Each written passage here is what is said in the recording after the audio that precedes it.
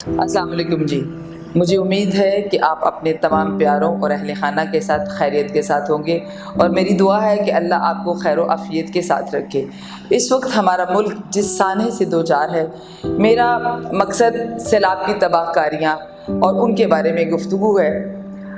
مجھے امید نہیں تھی کہ ہمارا قومی میڈیا جو ہے وہ اس چیز کو ہائی لائٹ نہیں کرے گا. یہ نقصان 2005 کے زلزلے سے کہیں زیادہ ہے. اس قدر جانی نقصان ہے انسانی جانوں کا، اس قدر مال اور مویشی کا نقصان ہے. لوگوں کے گھر بہہ چکے ہیں، لوگ کھلے آسمان تلے اللہ کو دہائی دے رہے ہیں. اور میں جب بھی کوئی ایسی ویڈیو دیکھتی ہوں میرا دل خوف سے کانپنے لگتا ہے کہ نہ جانے کس کی بے بسی کے ساتھ نکلی ہوئی آہ یا آسمان کی طرف اٹھی ہوئی نگاہ ہمارے لیے ایک تباہی کا سامان بن جائے.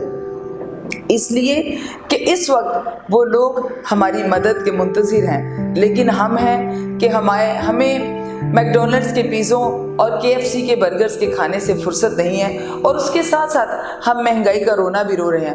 اگر کسی بھی شخص کو آپ یہ کہیں کہ سیلاب زدگان کی امداد کے لیے کچھ دیجئے، تو اس کی پہلی بات یہی ہوتی ہے کہ بجلی کے بل ہی اتنے آتے ہیں کہ اپنا ہی گزارا مشکل ہے. میں بالکل مانتی ہوں کہ مہنگائی بالکل آسمانوں کو چھو رہی ہے. میں یہ بھی مانتی ہوں کہ ہمارا گزارا بھی مشکلات کے ساتھ ہو رہا ہے، لیکن کیا ہم واقعی اتنے مجبور ہیں کہ آپ اپنے گھروں میں سے اپنے ان پیارے بہن بھائیوں کی مدد نہیں کر سکتے؟ مسلمان ایک جسد واحد کی طرح ہے کہ جس کی ایک انگلی کو بھی تکلیف پہنچے تو پورا جسم تکلیف میں ہے. یہ کس طرح کا جسد واحد ہے کہ ہمارا 3 گنا حصہ جو ہے وہ اس وقت تعفن زدہ ہو چکا ہے، بیماریوں سے جکڑا ہوا ہے، بھوک سے کرا رہا ہے، لینے کو بستر نہیں ہے، چادر نہیں ہے، کھلے آسمان ہے. اور ہم کس طرح بے بسی کی ان تصویروں کو دیکھتے ہیں اور بس یہ کہہ کے شکر ہے ہم بچے ہوئے ہیں. ہم بچے ہوئے نہیں ہیں، ہم آزمائش میں پڑے ہوئے ہیں، اس لیے کہ میرا رب دیکھ رہا ہے کہ جنہیں میں نے دیا تھا وہ اس وقت میرے ان بندوں کے کیا کام آ رہے ہیں. میری آپ سے درخواست ہے، آپ کے گھر میں جو بستر ہیں، آپ کے گھر میں جو کپڑے ہیں، خدا را ایک نظر ان کو دیکھیے، اسی میں سے بہت سے کپڑے، بہت سے بستر آپ کو ایسے مل جائیں گے کہ جو آپ ان بہن بھائیوں کی مدد کے لیے بھیج سکتے ہیں.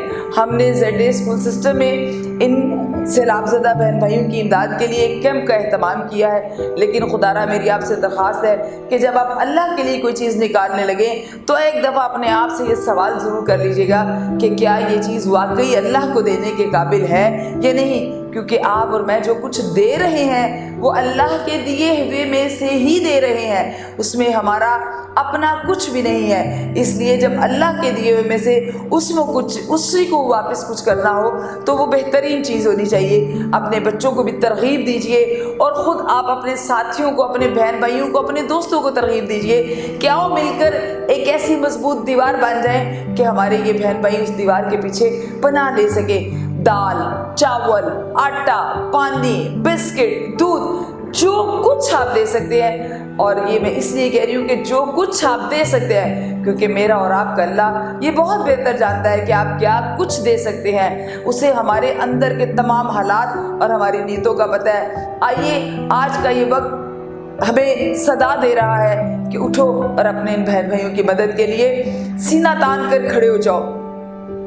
آپ سب جو کچھ آپ اپنے ان بہن بھائیوں کی مدد کے لیے دے سکتے ہیں اپنے بچوں کے ہاتھوں یا خود اسکول انتظامیہ کو آ کر دیجئے تاکہ ہم ان کی مدد کر سکیں، کسی کے سسکتے ہوئے لب پر مسکراہٹ لا سکے، کسی سسکتی ہوئی زندگی کو بچا سکے، کسی ٹھٹھرتے ہوئے جسم کو گرم چادر دے سکے. اللہ آپ کا حامی و ناصر ہو. مجھے امید ہے کہ آپ اس کام میں ZA اسکول سسٹم کی انتظامیہ کا بھرپور ساتھ دیں گے. ہم یہ تمام ایکٹیویٹیز صرف اس لیے کرتے ہیں کہ ہمارا ادارہ صرف تعلیم نہیں، تربیت کی اوپر سب سے زیادہ توجہ دیتا ہے، کیونکہ تعلیم تربیت کا ایک چھوٹا سا پارٹ ہے اور اس میں ہم نے صرف ان کو انفارمیشن دینی ہے، نالج دینا ہے، جبکہ تربیت سے ہم نے ان کی پوری شخصیت کو سنوارنا ہے.